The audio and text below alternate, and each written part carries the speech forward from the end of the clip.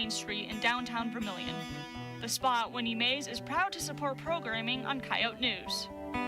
The Spot, Winnie Mays, providing salon and spa services for men, women, and children. Coming up on Coyote News, Vermilion's been recognized for its music scene. Plus, later tonight, we'll find out who the next SGA president is. Coyote News starts right now. Live from the Al Newharth Media Center, this is Coyote News.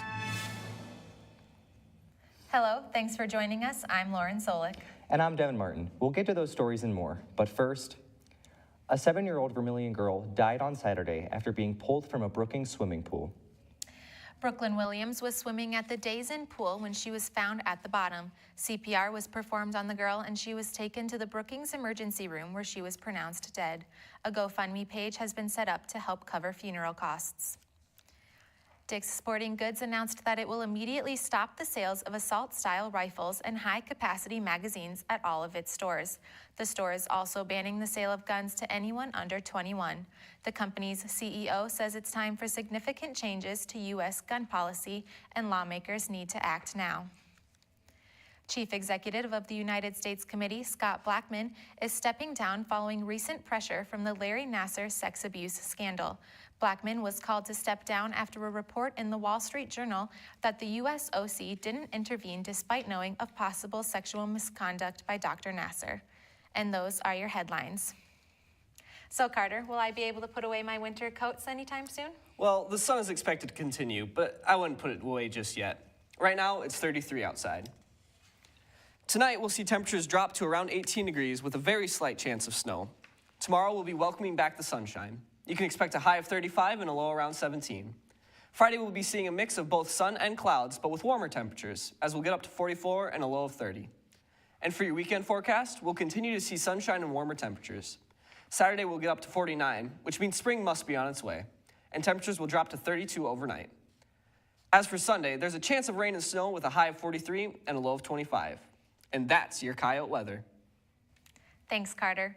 The polls for the new SGA president and vice president have now closed. As of last night, more than 1,500 people had cast their vote, which broke the previous record for voter turnout set last year. The Yote Report's Nick Nelson takes a look back on this year's campaign season. Following a year of the McNary-Anderson administration and USD's Student Government Association, the new SGA campaign season kicked off in mid-January with the announcement of Josh Shorby and Madison Green, as well as Marcus Ireland and Caleb Muntz, as the presidential tickets in the SGA election taking place this week. Voting began yesterday and ran through today at 5. Voting is now closed. February brought the only debate between the teams. The debate was produced by the Cross Media Council and the Political Science League. Here, students had the opportunity to ask their questions to the candidates. Aside from the hour-long debate aired on all 3 platforms of USD Media, the candidates took part in a post-debate Q&A. The candidates were asked what sets their campaign apart from the other.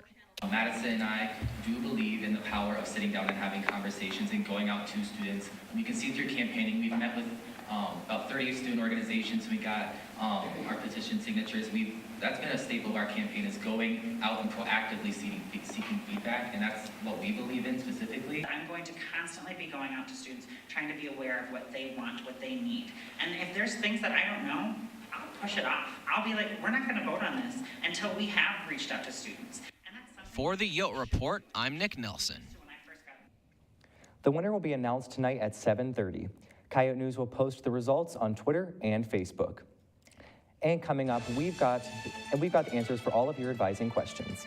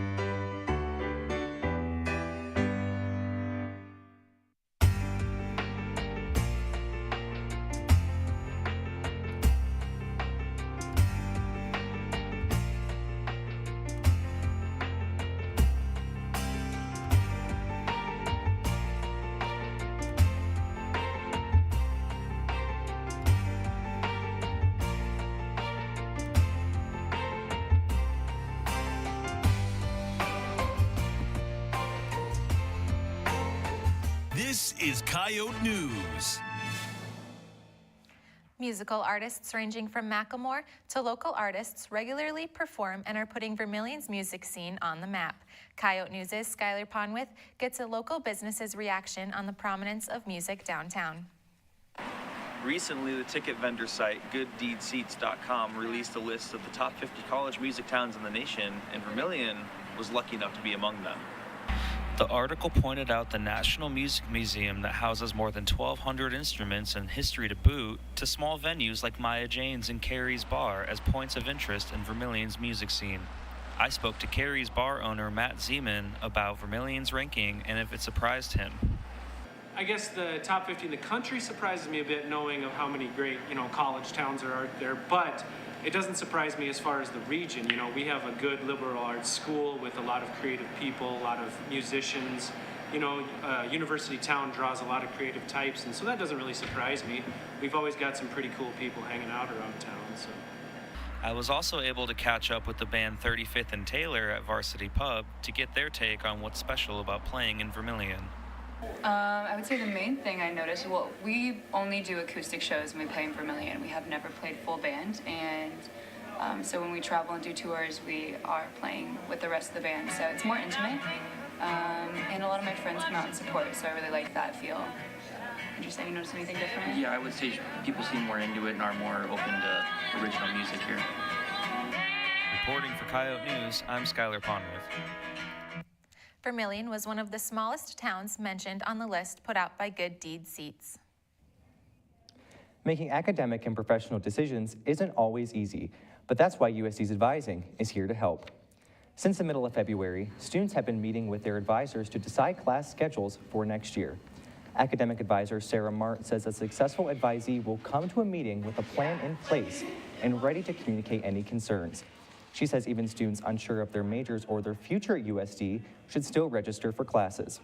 Mart says that advisors are more than willing to help students plan out their school year. There's a lot of resources on campus, and they won't necessarily come knocking on your door like they might have in high school, but your advisor is just so happy to help connect you to the people and the resources around campus that can help you. And registration opens March 19th and ends April 13th. Until then, students can contact their advisors and schedule meetings through Coyote Connections. Employees of South Dakota Public Universities can continue to collectively bargain with their employers. Yesterday, House Bill 1199 was declared lost with 18 yeas and 16 nays on the House floor. The bill would have made it illegal for Board of Regent employees to unionize. Speaker of the House, Mark Mickelson, put forward the bill. He said via email its purpose is to address how faculty unions affect the flexibility of public universities. Alan Eldrick is the statewide president of the Council of Higher Education for South Dakota. He says this bill is a wake-up call for all faculty members and they should consider joining the union. Bargaining is tough work. And remember, you have two sides with some different objectives, even though we're all in this for education. We've had some tough negotiations, but both sides have always come out for the better. And that's the principle behind collective bargaining. The union contract for South Dakota faculty expires this year with negotiations set for the near future. Last year, South Dakota legislators made it illegal for technical schools to collectively bargain. After the break, we'll tell you about a group of students who are reaching for new heights.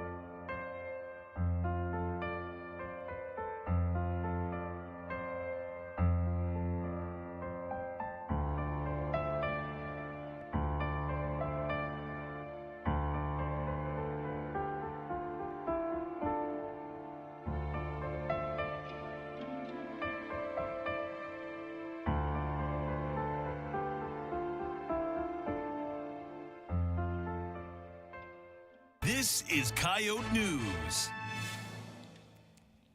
Looking to switch up your workout routine? 3 days a week, the Wellness Center offers a rock climbing boot camp as an alternative way to work out. The participants say that they enjoy the challenges of rock climbing. Climbing is like a whole different monster. So basically, you use a lot of forearms, which a lot of people don't really lift. And then it's a lot of flexibility too, and just coordination. Brad, the rock boss, runs it. It's really focused on like endurance, making new skills, which is a lot of fun. I am pushing myself a lot harder here than I do by myself. Last fall with 6 climbers, and this spring their numbers are up to 14 with more participants joining all the time. Instructor Brad Zwart likes the variety and mental challenges climbing brings to a workout and is happy with the increase in participants. One thing I like about climbing is that it tends to be a little bit more of like a puzzle to figure out. Like it's not just like mindlessly going around a track or anything like that, or just how much weight you can lift. It tends to be a little bit more subjective sometimes as far as, you know, how good is a climber. The boot camp continues welcoming new participants. The rock wall will be open through spring break. Lightening the mood of a serious topic was done thanks to the use of a tuba. Students gathered in Farber Hall Sunday night to listen to artist Kevin Thomas speak about his views on racial tension and understanding. He also spent time expressing his passion for the future of peace, love, and his passion for sharing stories and lessons he has experienced throughout his life. Thomas was accompanied by his wife, Mary, who sang several songs with him while he played the tuba. Thomas's musical breakthrough came when he played a jazz member in Water for Elephants. Now, Coyote News' Allie Boysen is joining us live from the Sanford Coyote Sports Center with the president of AWOL, Allie Logan. Allie? Thanks, Lauren. I'm here with Allie, who has been involved in AWOL for 3 years and has been on trips with the organization. Allie, can you tell us what AWOL stands for and what the organization does? So it stands for Alternative Week of Off-Campus Learning, and we're a service learning organization that sends trips all across the country and abroad that focus on a specific social issue and really give students an opportunity to learn about that issue as well as serve a new community. What kind of trips have students been on in this past semester? Well, we sent 7 winter break trips, and they went to places like Guatemala was our international trip. We went to Detroit, we went to Chicago, just all over the place. And then this spring we have a trip going to the Rosebud Reservation. Can you tell us what exactly the students will be doing at the Rosebud Reservation? So they are working with various community organizations there. In the past, we've worked with local organizations, and we've done things such as chopping wood for them or being able to clear space so that that is not a burden for the community organizers. All right, thanks, Allie. Thank you. To learn more about AWOL, you can visit the USD website and go to the Student Life page. Reporting live from the Sanford Coyote Sports Center for Coyote News, I'm Allie Boysen. So Lexi, I hear the Summit League basketball tournament starts next week. Yes, it sure does. We'll have a preview of the tournament and we'll tell you about 2 divers who are still competing. Next in sports.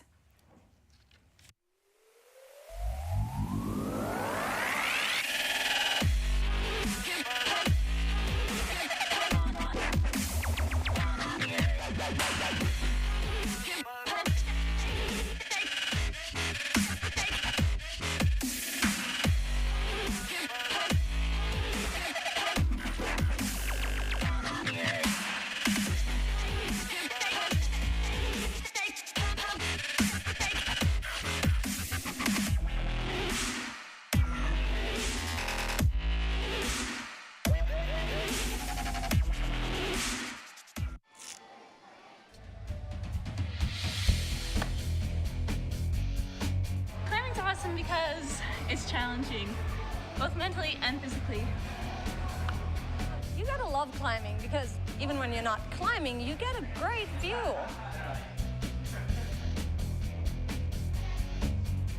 Climbing's great because I feel like Spider-Man.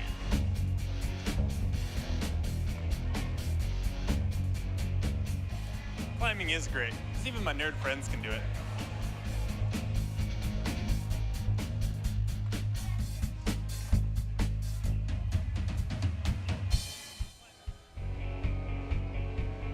Climbing's awesome because there's always someone who has your back.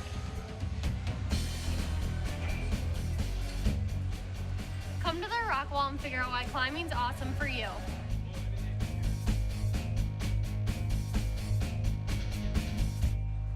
This is Coyote News. Hello, I'm Carter Hofer. Tonight on Coyote Sports, the women's golf team put up some low scores versus a tough field. And I'm Lexi Peterson. The women's basketball team moved up in the latest mid-major poll. But first, 3 USD volleyball players will be trying out for the U.S. women's national team and the U.S. collegiate national team this weekend. Junior Haley Dotseth, sophomore Ann Rasmussen, and sophomore Elizabeth Lotion will be 3 of 234 athletes from 89 colleges competing for a spot. Sophomore Sierra Duffy was voted to the Division I Academic All-District team. To be nominated, athletes must be a starter or significant reserve with at least a 3.3 GPA. Duffy is one of 46 players who will be put on the national ballot for this award, announced in March.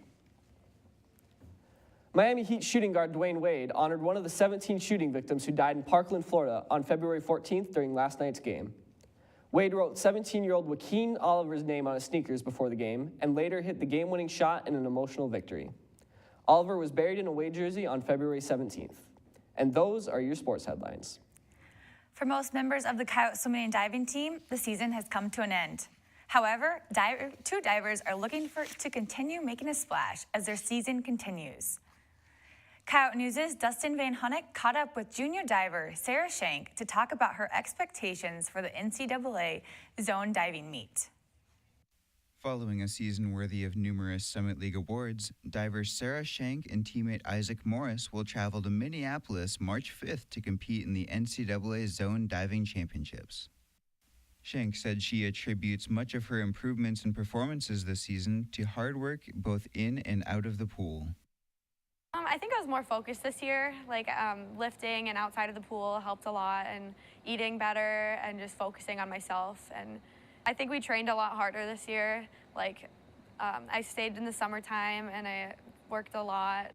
Shank also said her coach Chris Jorgensen has had a great effect on her performances this season and growth as a diver.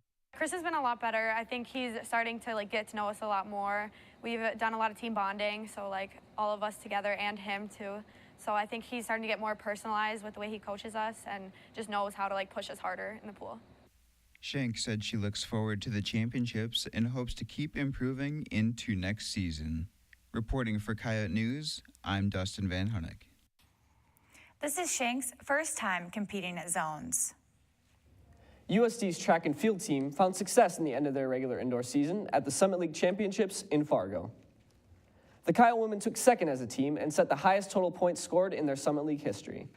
Meanwhile, the men's team placed third, missing second place SDSU by 1.5 points. The Yotes collected 8 event championships in the weekend. Senior Shanice Canigan was voted the most outstanding championship performer by Summit League coaches, while junior Eldon Warner was also named the track championship MVP. Looking forward now for the Coyotes, 3 athletes qualified for the NCAA Indoor Track and Field Championships in College Station, Texas next week. Sophomore Chris Nilsson will look to defend his indoor title, while sophomore Helen Falda will be vaulting for the women. Shanice Canigan will join the pole vaulters after her record performance in the Summit League Championships. The Coyote women's golf team traveled to South Carolina for the Kiowa Island Spring Classic last weekend. Our own Lexi Peterson paced the Coyotes throughout the tournament, which held the largest collegiate field in the country, with 43 teams and 217 players. Peterson shot a third-round 78 to finish with 227 total strokes over the tournament, and finished in 58th place. Senior Abby Dufresne finished 5 strokes behind Peterson with 232 to finish tied for 102nd position. As a team, USD placed 36th with 949 strokes over 3 rounds and 2 courses. Peterson's performance in South Carolina earned her Summit League Golfer of the Week honors for the first time in her career. The Coyotes' next tournament will be March 12th and 13th at the Bradley Spring Break Invitational in Farmer Branch, Texas. The newest CollegeInsider.com mid-major poll has both the men and women's basketball teams on the move this week. The men's team remained inside the top 10, but dropped from number 3 to number 6, owing last week's loss to rival South Dakota State.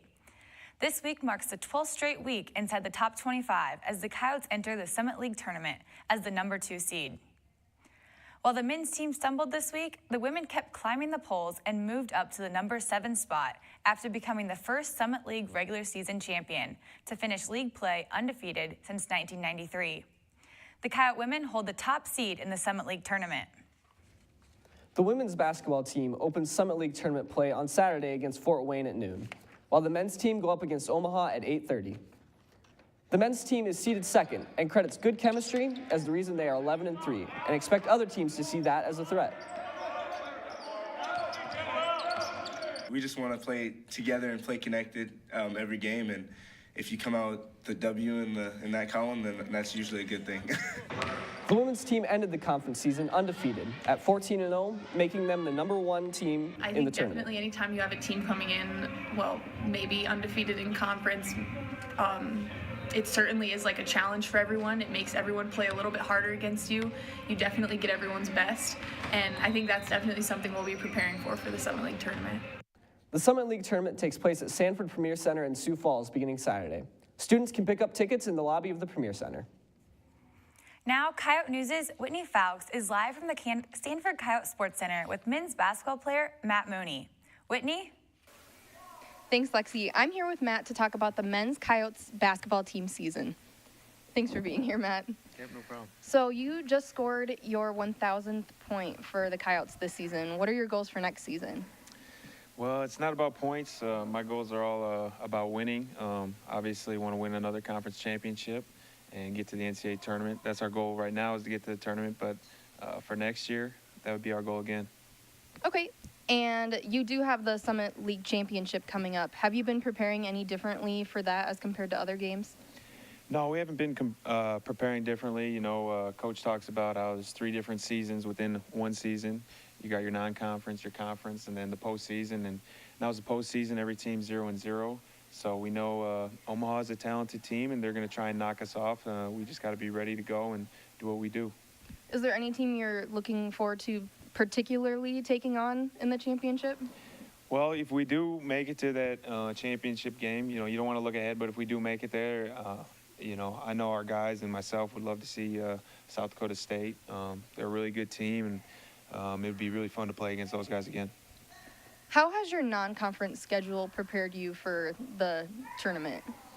Yeah, we had a pretty good non-conference schedule. I mean, we played a couple big-time teams in TCU, Duke, and UCLA, and all 3 of those teams will be in the NCAA tournament with at-large bids. So playing those teams gets you prepared, because if we do make it to the tournament, we'll be a 13 or 14 seed probably, and we'll have to play a top team like one of them in the first round. So playing those teams definitely gets us prepared for possibly seeing a team like that first round tournament. Thanks, Matt. Thank you. The Coyote men take on Omaha this Saturday at the Denny Sanford Premier Center in Sioux Falls. Live from the Sanford Coyote Sports Center for Coyote News, I'm Whitney Fowkes. Thanks, Whitney. Students often drive to Sioux Falls or Sioux City to eat at their favorite restaurants or shop at their favorite stores. We asked students what they'd like to see in Vermilion. Their answers are next.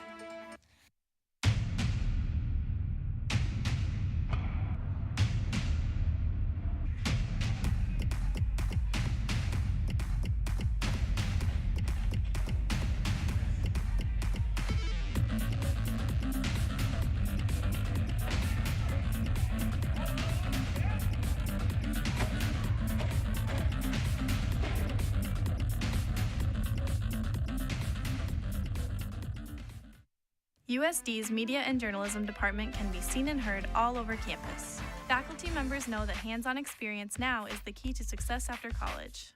Get professional experience by participating in one of the many practicums offered. Have your voice heard on the radio. Edit a promo for a campus organization. Investigate breaking news stories for a weekly newspaper. Design advertisements for local businesses. Get involved with the Media and Journalism Department at USD and start your future now. This is Coyote News. Vermilion is a small college town with few shopping and eating out options. We asked students what stores or restaurants they'd like to see come to Vermilion. Target, because I feel like everyone loves Target just more than Walmart. Target, because Target has everything. Probably Five Guys. Oh man, Panda Express would be pretty dope. Buffalo Wild Wings. Panda Express because Hai Chai doesn't really cut it for Chinese food. Walgreens because they have a lot of what I need there all the time. Culver's because it's the best. Olive Garden because is my life. I think a store like Shields would make Rebellion better because there's a lot of athletics here. Little Caesars because that's cheap, good pizza and they're open late. I'd get a Little Caesars here because it's cheaper. Like good drunk pizza. That we should get a Qdoba just because I think I need a little more queso in my life. Taco Bell because that's my favorite place to go. I would say Culver's because Culver's is awesome and they have good ice cream. Like any 24-hour diner because I feel like people will go there all the time. I think we need an Applebee's because I just really enjoy half-price apps. Taco Bell, Liv Moss. Oh, I definitely wish we had a Target. I would shop there all the time. I wish we had a Panda Express. That's my favorite. See, I really wish we had a Wendy's because I'm really craving a Frosty right about now. And be sure to pick up a new issue of The Volant out today featuring a story about controversy following this weekend's strollers results and a preview of Teague Fight Night. The results of the SGA presidential election will be announced on our social media pages later tonight. That's all for Coyote News. Don't forget to like us on Facebook, follow us on Twitter and Instagram. And be sure to watch and listen for Coyote News daily updates throughout the week on KAOR and on the Coyote News social media pages. Thank you and have a great night.